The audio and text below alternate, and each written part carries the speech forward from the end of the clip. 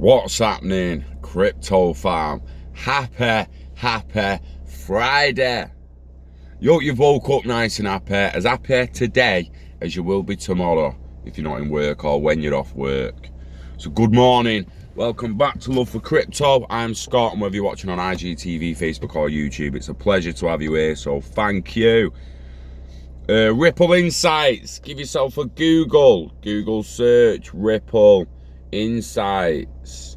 Go on the page, there is a 3-minute read about digital currency regulation around the world, but there is also a 17-minute video of this conversation between Monica Long and Michelle Bond. So I'm going to read the read, and then we're going to talk a little bit about digital currency regulation around the world and how it's being implemented and who's helping do it, basically. So a conversation with Michelle Bond, Ripple's global head of government relations. The entrance of Facebook's Libra white paper has caught the world's attention, while many look to the US to help define a framework for digital assets and blockchain regulation. The question remains, will policymakers strike the right balance between fostering innovation and protecting consumers? What are the implications, not just in the US, but around the world? In a live discussion, Michelle Bond, Ripple's global head of government relations, discusses the current global regulatory landscape and what lies ahead with Ripple's SVP of marketing, Monica Long. Bond previously noted globally there isn't a single jurisdiction that isn't paying attention to the fintech space, especially when it comes to blockchain and digital assets. In the United States alone, 3 Senate hearings in July evaluated the potential impact of digital asset regulation on industry growth and economic development. CEO Brad Garlinghouse and Executive Chairman and co-founder Chris Larsen wrote an open letter to Congress urging these legislators to support fintech policy that fosters responsible innovation and classifies digital assets in a way that recognizes their fundamental differences, not painting them with a broad brush. Around the world, many governments and policymakers are working together to establish regulation that does just that. Regions include the UK, Singapore, Switzerland and Abu Dhabi already have in place digital assets market frameworks for both support innovation and address risk. For example, the UK recently issued guidance on classifying XRP with non-security attributes. As Commissioner Hester Peirce of the US Securities Exchange Commission, the SEC, recently noted these frameworks can serve as a model for countries with less clarity that are looking to take cues and co-learn how to navigate digital assets and blockchain regulation. No doubt, as the industry continues to mature, governments and policymakers are feeling the urgency for more regulatory clarity. The US and other pro-innovation countries can set the tone for the rest of the world to follow. A principle-based approach would be most conducive because it's predictable and workable. Jurisdictions should also have clear definitions for digital assets.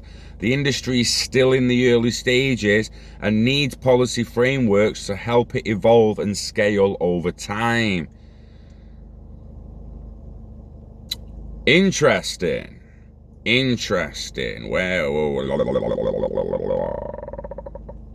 So let's flip over to another page. Ripple Labs partner NACHA, NACHA, NACHA partner, it's Ripple's. Many in the crypto community are speculating that Ripple's intentions behind the alliance with NACHA were to build some relationships with the US Federal Reserve. Recently, there was a lot of speculation that the US Federal Reserve will launch FEDNOW service as we reach 2023 or 2024.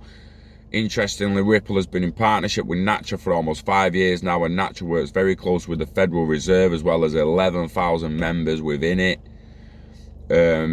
Many in the community are speculating that Ripple's intentions behind the alliance with NACHA were to build some relationships with the US Federal Reserve. Also, Regulatory Relations Director at Ripple, Ryan Zagone, joined the Faster Payments Task Force. On the previous thing I've just read out where it talks about the hearings and the Senate hearings, that he was told by Ryan Zagone to sort your necks out or you'll be left behind. Get on board with blockchain or you'll be left behind. He's now still advising the government and Senate. He's now joined the Faster Payments Task Force board. Chris Larson's joined the IMF board. You know, they're spreading out to help with regulatory clarity, with the future governance of all the frameworks. It's absolutely incredible that some people still don't realise this is what's happening.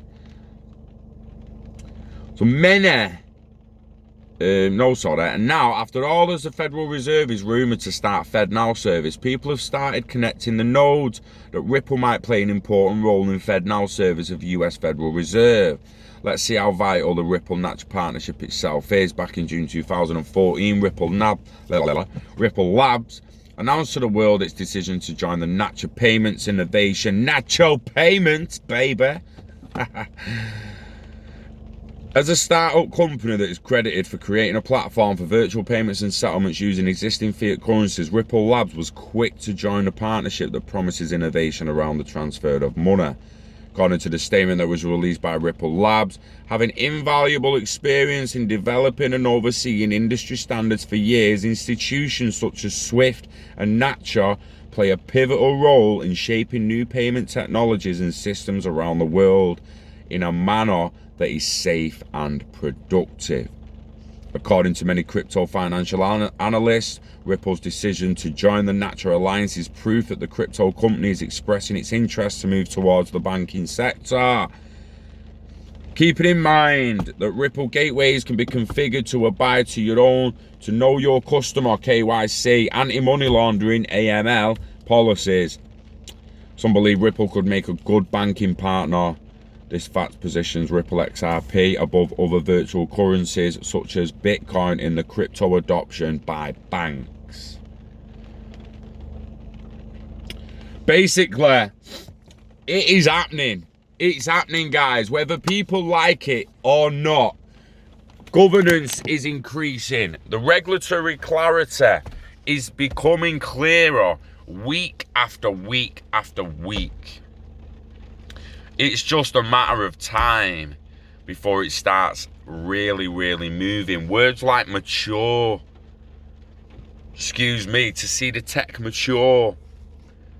Oh, what, like, people, it's not going to happen in 12 months.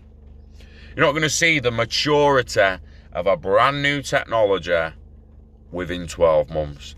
And then we've had people on the comments like, oh, but till 2023, 2024, but surely new technology could emerge by then that's going to be XRP and this and that. It's like, why do you think it's taking till 2023, 2024?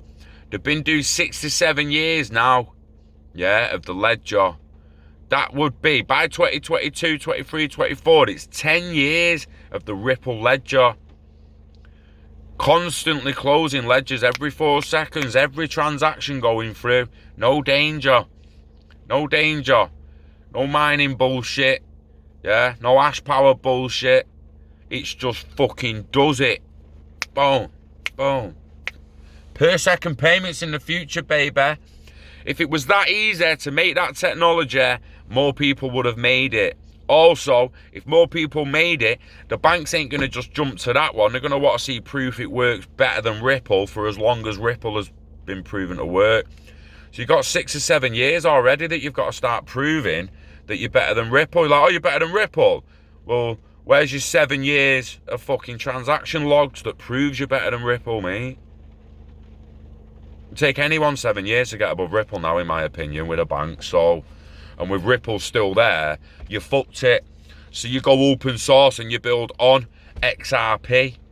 You build on XRP. You don't try and build your own. You build on the XRP ledger like Fins doing the absolute G. Guys, you know the script. If you got your wages, don't delay. Get some today. Live long and hodl that shit. Health and happiness to you and yours.